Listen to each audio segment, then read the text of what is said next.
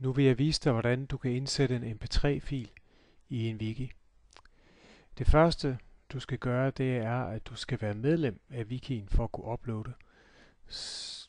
Så tryk på deltager i netværket.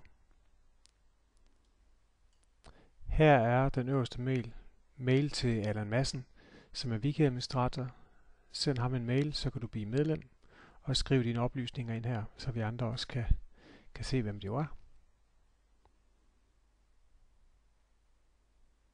Når du er blevet medlem, så tryk på sign in eller log på og skriv din kode.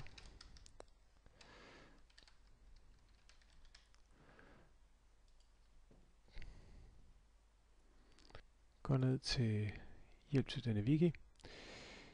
Nu vil jeg gerne redigere den her side og indsætte en mp3-fil. Så skal jeg over i højre side, der står der edit. Tryk på den. Og her har jeg forskellige muligheder. Tryk på fil. Og tryk på upload files. Og her finder du så den mp3-fil, du gerne vil have uploadet. Dette er en test 1, 2, 3, har jeg lavet her. Åben. Og så kom den ind. Tryk på filen. Og her kan I se, at playeren er sådan set allerede gjort klar. Og tryk på close.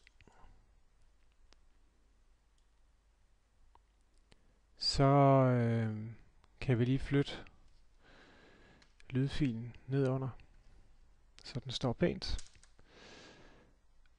Og tryk på save. Her har vi så filen.